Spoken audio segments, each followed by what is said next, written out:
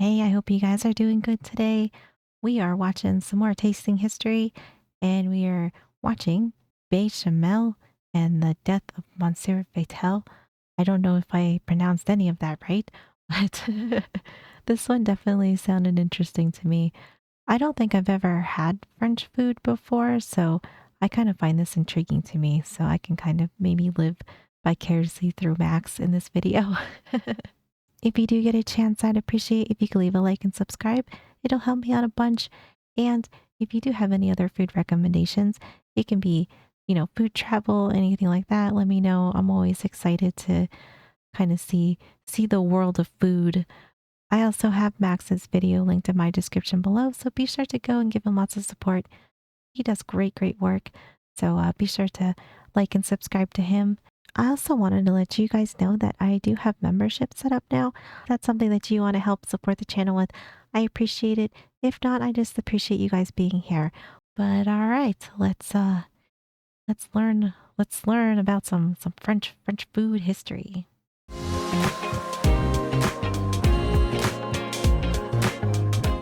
I just love French cuisine. One might even say that a lobster with a nice bechamel sauce is to die for. If you've had French food, let me know. Like what's your favorite? Because I don't I'm sure I could probably get maybe French food where I am to try it, but I really don't think I've ever had any. And usually, that would be a figure of speech. But not in today's story. So while I show you how to make a 17th century Oh. bechamel sauce drizzled over lobster tail, Oh, we're getting fancy with it. We're getting fancy. I see you. I see you. and usually that would be a figure of speech. But not in today's story. So while I show you how to make a 17th century bechamel sauce drizzled over lobster tail, I'll tell you the story of one of history's most infamous food-related deaths from the court of King Louis XIV. This time on Tasting History.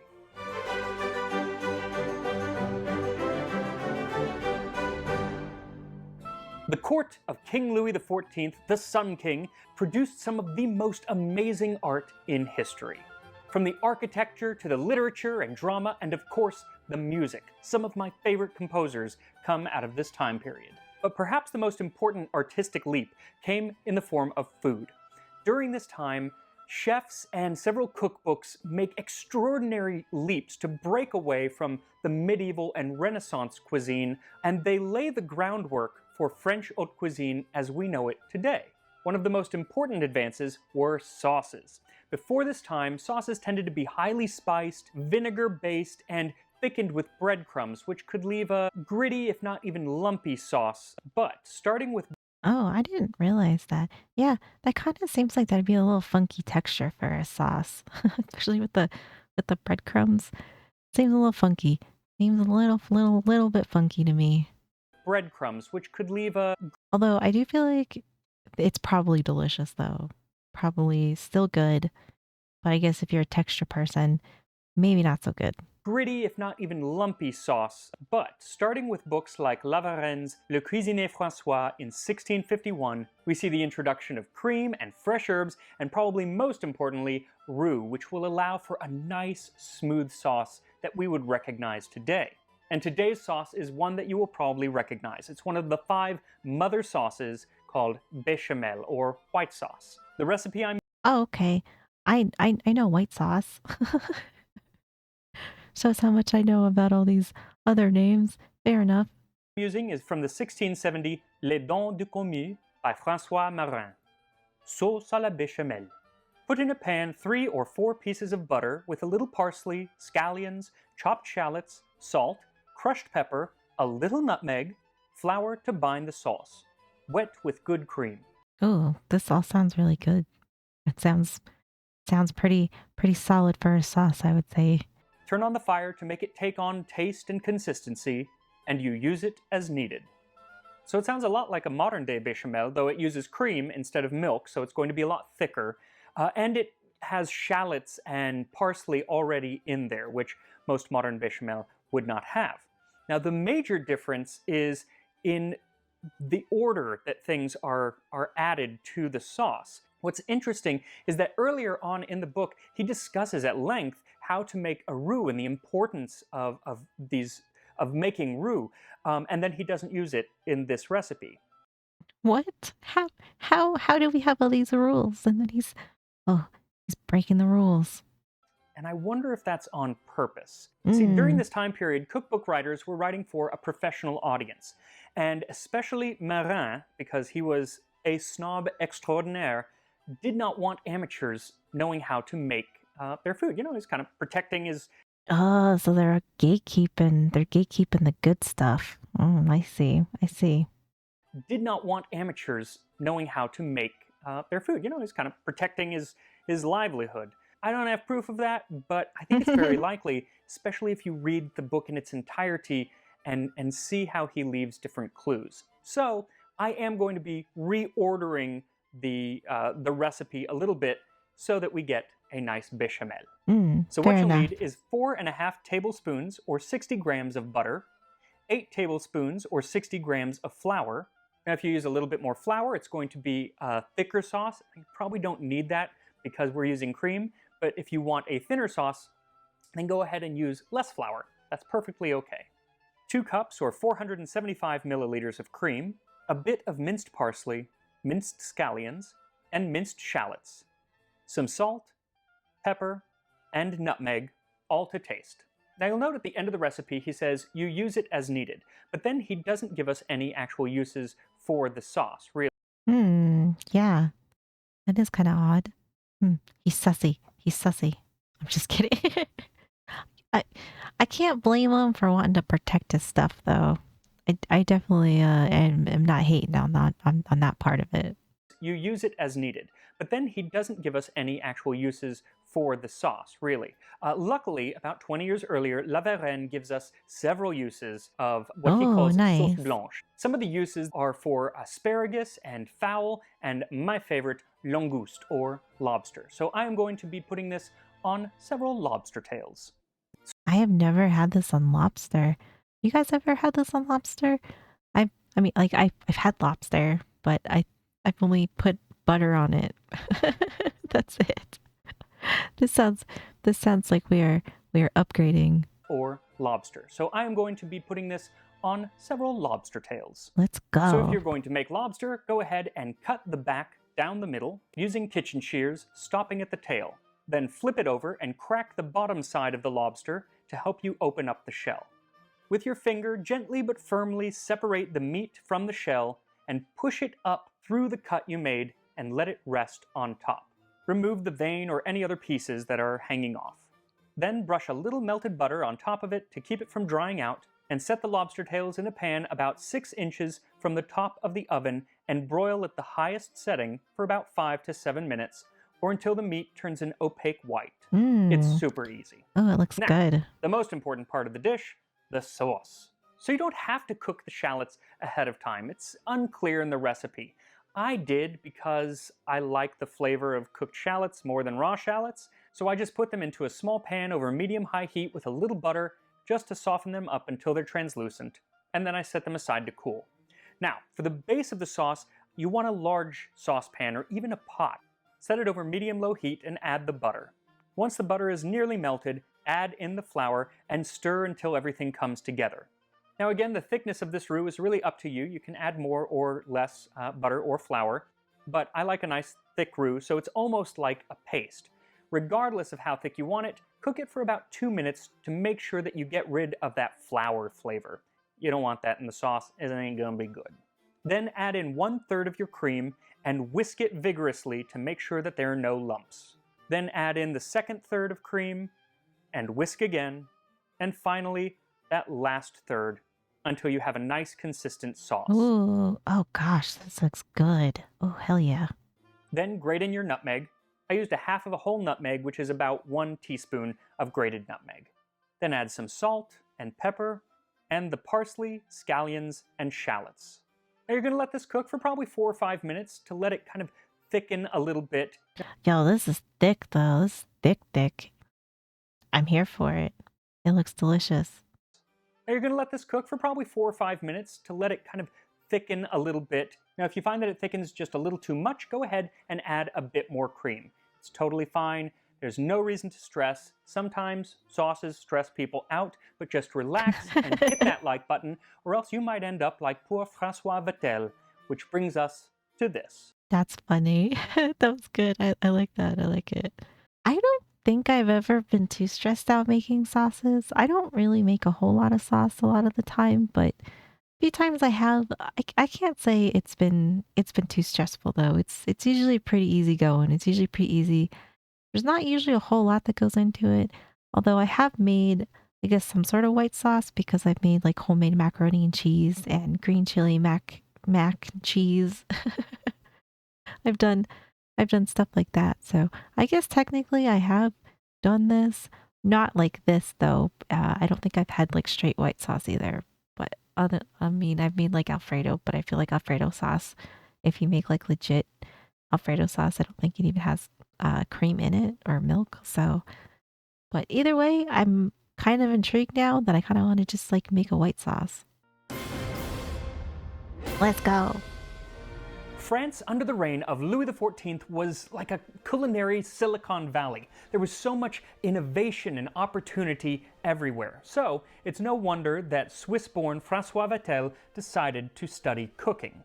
And his first big job was in the kitchens of Nicolas Fouquet, the king's own superintendent of finances.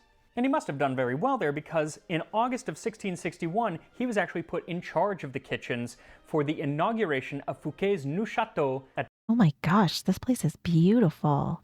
Oh, it looks so cool. Oh wow.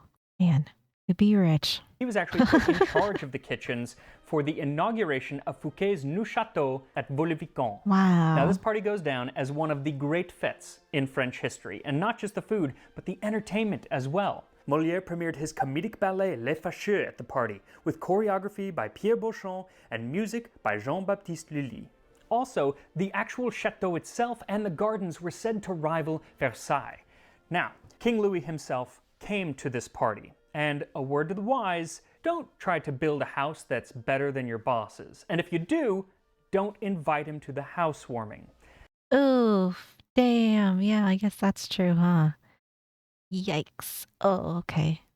Okay. I see what we got going on here. Oh boy. It's better than your boss's. And if you do, don't invite him to Yeah, the this is not housewarming. good. This is not See, good. Fouquet was already kind of on the rocks with his monarch, and if Louis hadn't been 22 and hadn't really developed much clout, he would have already gotten rid of Fouquet. But he was looking for absolutely any reason to do so, and this party ended up being just such a reason. Oh, oof. Oof. It's so crazy how history has just always been scandalous, you know? Like there's always like some crazy scandals that happen and I'm always here for it. I absolutely love hearing about it. Reason to do so, and this party ended up being just such a reason. After all, to have such a grand soiree and a grand house, you have to have grand finances. And so after the party, Louis had Fouquet arrested on suspicion of pecuniary improprieties Oh and no. lèse-majesté, or insulting the king to the point of treason. Oh, that's quite a claim. Oh, that seems like big trouble. Big trouble. Lèse-majesté, or insulting the king to the point of treason. Didn't they hang people for this type of stuff back then? I would assume, uh, yeah, this can't be good. Fouquet was found guilty and sentenced to life in prison, putting our dear Vatel out of a job. But a few years afterward, another job presented itself when Louis de Bourbon, Prince of Condé, made Vatel his maître d'hôtel, or maître d', at the Château de Chantilly. And Vatel flourished there. He was in charge of absolutely everything, and other nobles would actually come visit the chateau not for the prince, but to be wowed by Vatel himself. He was actually given his own apartments and given the right to carry a sword, which was Oh wow, this is a big deal. This guy was good then. This is impressive. He's got it all. He is the whole package when it comes to being in the kitchen. That's pretty cool. he was actually given his own apartments and given the right to carry a sword, which was a great honor and is foreshadowing. Oh, So, a few years into his tenure with the prince, in April of 1671, a messenger arrived with a message from the king. It seemed that the king was going to be coming for a stay, and it was a very important visit because the prince and the king, who was his cousin, had kind of been in a rocky place for a while ever since. is he not in a rocky place with people? It's just this man has drama everywhere, doesn't he? And the king, who was his cousin, had. I don't know a whole lot about this like era history and time type deal. So I like it's like I remember hearing about that history like in school, but I never really kept up with it as an adult. So my recollection of a lot of these kings and stuff is pretty much non-existent. I probably need to be better about that maybe. Kind of been in a rocky place for a while ever since the prince had challenged his cousin's authority during a series of civil wars known as the Fronde. Mm. Now, the prince had apologized after he Oh lost, wow. but the two hadn't been that close ever since. So surely the prince impressed upon Vatel the importance of the occasion and that it really needed to go well. Now, when the king came to visit, he didn't come alone. He came with an average of 400 to 600 nobles and courtiers and up to. What? You just show up with 400 to 600 people with you? Like that's your traveling crew? Bro, I would have problems with this man too. Come alone. He came with an average of 400 to 600 nobles and courtiers and up to F 2,000 that. servants. And Oh Vatel had to make my. sure that they were all well fed and entertained. Oh, and the king would be here in 2 weeks, which, when people couldn't go faster than horses. 2 weeks? Oh my gosh, they're like giving this guy no time. God And the damn. king would be here in 2 weeks, which, when people couldn't go faster than horses, wasn't very much time. You can see why the man was probably stressed. Yeah. Now, there are several sources that talk about what happened that weekend, but the best come from the letters of Madame de Sévigné, who was there the first night, where everything started off just splendidly. I had intended to tell you that the king arrived yesterday evening at Chantilly. He hunted a stag by moonlight. The lanterns did wonders, and the entertainment went off admirably well. A triumph! Though she does mention that the fireworks, which cost 16,000 francs, were obscured a bit by some light fog, and those that could be seen were a little eclipsed by the brightness of our serene friend the moon. But one can hardly blame Vatel for that. Now, everything else she talks about is secondhand. Either she had already left, or she just wasn't privy to the actual goings on. Oh, so she getting that gossip. She about to spill some tea. Let's go. Either she had already left, or she just wasn't privy to the actual goings on. And the first thing that she talks about is something that happened at dinner that night. A meal in a spot strewn with jonquils. Supper was served, but there was no roast meat at one or two of the tables, on Oof. account of Vitel's having been obliged to provide several dinners more than were expected. This affected his spirits, and he was heard to say several times, "I have lost my honor. I cannot bear this disgrace." Oh no. This poor dude though. Can you imagine trying to prepare for this many people? I can't even imagine trying to do that now. That's so many. Was heard to say several times, "I have lost my honor. I cannot bear this disgrace." He said to Gourville, "My head is spinning. I have not had a wink of sleep these 12 nights." Gourville mentioned it to the prince, who went directly to Vitel's apartment and said to him, "Everything is extremely well conducted, Vitel. Nothing could be more admirable than His Majesty's supper." Vatel replied, "Your Highness's goodness overwhelms me. I am aware that there was a deficiency of roast meat at 2 tables." "Not at all," said the prince. "Do not fret. All will go well." Oh, well, at least somebody was trying to help him out or, you know, at least be somewhat supportive. 'Cause damn. Yeah, I bet this was super stressful. I cannot imagine this. But all did not go well. See, the next day was Friday, and on Fridays it was forbidden to eat meat. And Vatel thought that local river fish were too pedestrian for the king, so he ordered seafood, like our lobster, from the ports of Normandy 150 kilometers away. So it's early Friday morning at 4 a.m., and Vatel is walking the halls on another night of little to no sleep, when the man who he had tasked with procuring the seafood arrives with only 2 small loads of fish. "Is this all?" Vatel Uh-oh. said. "It is, sir," said the man, not knowing that Vatel had dispatched other people to all the seaports around. Vatel waited for some time. The other purveyors did not arrive. His head grew distracted. He thought there was no more fish to be had. He flew to Gorville. "Sir, I cannot outlive this disgrace." Gorville laughed at him. Vatel, however, went to his apartment, and setting the hilt of his sword against the door, after 2 ineffectual attempts, succeeded in the third in forcing his sword through his heart. Oh my god. Okay, I was not expecting this kind of ending. Holy bro. Bro took this like way serious. Holy. Oh man. I was not expecting that at all. What a twist. Oh my goodness. That sucks though. Imagine being that stressed though that feels like the only answer to like like this is obviously a big deal, but still, oh my goodness. At that instant, the carrier arrived with the fish. Oh no. Oh man. Oh gosh.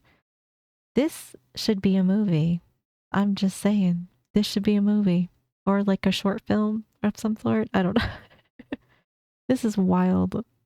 When the servants went upstairs to see what they were supposed to do with the fish, they found Damn. Vatel dead in a pool of his own blood. When the prince later told the king what had happened, the king showed quite a bit of remorse, saying that he understood how stressful his visits could be, and that in the future, the prince or anyone should only have to feed 2 tables and not worry about the rest. Oh, so now he realizes that? You didn't realize that, like, maybe bringing a posse of 400 people was a bad idea or kind of rude or inconsiderate? It had to take somebody dying for you to be like, "Oh, maybe that is kind of mean to, like, expect someone to feed 400 people." Wow. Just wow. Or anyone should People. only have to feed 2 tables and not worry about the rest. Now, if you read Madame de Sévigné's letters, and they are all wonderful, it's clear that she is very upset about what happened to Vatel. She knew him personally, and she held him in great esteem.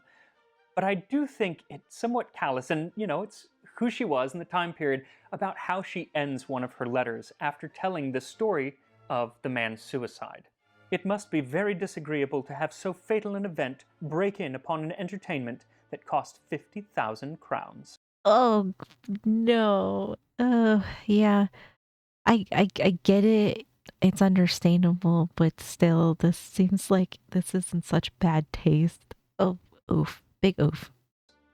Now, in France, in the 17th century, if you committed suicide, you were not allowed to be buried in a cemetery or sacred ground. You often wouldn't be buried at all. But Vatel was held in. What would they do with you? Were they cremating people at this point? Hopefully, maybe. I don't.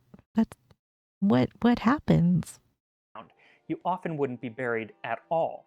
But Vatel was held in such regard by his employer that only recently there was a record found at the nearby Église Saint-Firmin, which states, "On April 27, 1671, the body of Monsieur Vatel of the house of the said prince was brought in a coach belonging to the Prince of Condé, to be interned in the cemetery on orders of the gentleman of the prince, who also signed my discharge."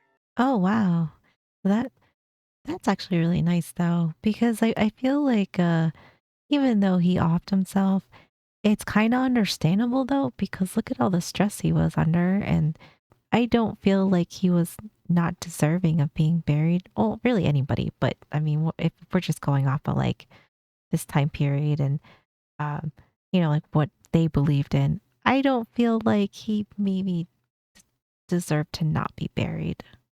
And while some at the time chastised him for taking such dramatic action, others lauded him for his sense Yeah. of duty. And it was that perception that persisted throughout French history, making him somewhat of an icon, in part due to the help of the famous French author Alexandre Dumas. In his 1847 novel, 10 Years Later, which is the last in the Three Musketeers trilogy, did not know that it was a trilogy, by the way, so now I really need. Oh yeah, I didn't know it was a trilogy either. I had vaguely remember. I think I have read Three Musketeers. Did not realize it was a trilogy, though. Last in the Three Musketeers trilogy. Did That's not know cool. that it was a trilogy, by the way, so now I really need to read that book in full. The character Yeah. Vatel is still working for his first boss, Fouquet. And after a particularly well-appointed round of drinks, Fouquet thanks Vatel and says that he's going to double his salary. And ever the proud one, Vatel says, "To be thanked for having done one's duty is humiliating." Interesting Oh, side fact, wow. in real life, when Fouquet was arrested, the person who did the arresting was D'Artagnan from the Three Musketeers. Oh, my goodness. What a wow. That's so crazy. The person who This is did the so arresting interesting. was D'Artagnan from the Three Musketeers. Isn't that just crazy? There's also a legend from the 19th century that credits Vatel with inventing crème chantilly, or chantilly cream, that weekend, because Oh. in addition to not having enough fish, I guess he also didn't have enough cream. So he ordered what cream there was to be whipped to increase its volume and make it look like there was more. Oh my god, I hope this is not how they had to dress the cook because this seems just annoying. This seems like this would be such an inconvenience to wear if you were a cook. Nice story on the one hand, and on the other hand, kind of a terrible story because it's just like adding to the misfortunes that this poor man had. Well, I think it's also just realizing how much stress he was under, and that if he was, I guess, like a really proud person or like, took everything he done with like pretty seriously and obviously took himself pretty seriously that because I mean, I don't see why else, he would have canceled himself like that. I don't yeah, it's just this is it's kind of heartbreaking and kind of sad to hear that like this guy did I mean, like I know some people could probably look at it and be like, "Oh, it's just food." But at the same time, it's like obviously this was like a big part of this man's life and it's like everything that could go wrong went wrong and I think he had just had enough. It was like that stress just got to him. I don't know. It's really sad. Because it's just like adding to the misfortunes that this poor man had Yeah. that weekend. Also, it's not true because we know that there were flavored whipped creams long before Vatel, and crème chantilly wasn't a term used until much later, so Fair not enough. true at all. Fair enough. Regardless, to honor Monsieur Vatel, I suggest we plate up a dish that might have been served on that fateful day had he just held out a little bit longer. So Yeah. once your bechamel sauce is the consistency that you want, or actually a little bit thinner because it is going to continue to thicken even after you take it off the fire, go ahead and serve it. And here we Oh, it are, looks langouste à la good. sauce blanche, or lobster with bechamel sauce. Here we go. Oh, he loves it. Oh, it's good. Oh, it's good. Mm, that's amazing. That Nice. is, you don't need the lobster. You don't need anything. Just a spoon. Just hook it to my veins. Oh my gosh, that is fantastic. I mean, the lobster is wonderful. Don't get me wrong. Love lobster, but the sauce. Mmm. It's so creamy.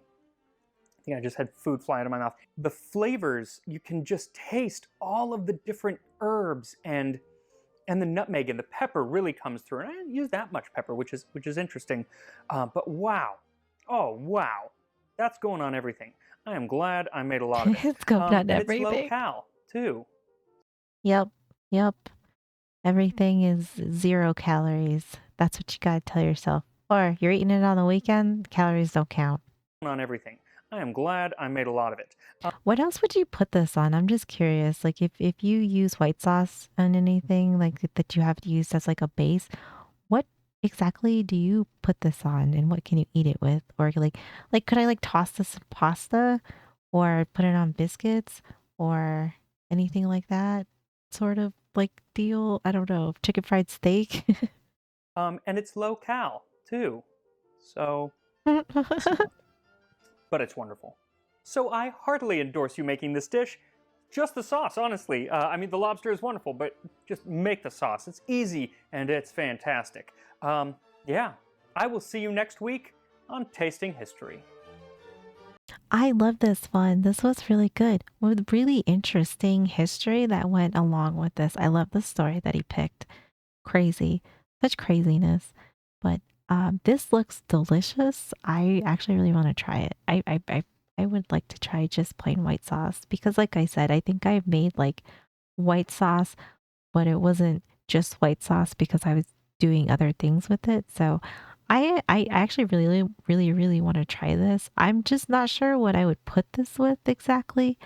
Um, I don't think I want to go get lobster because that's kind of expensive, but I don't know if I could do like a chicken fried steak with it maybe and then put that on it or do like a I don't know, like biscuits and eggs maybe. I don't know. Let me know.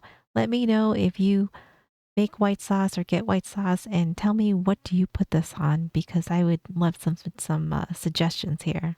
Thank you so much for hanging out with me. I really appreciate you guys being here.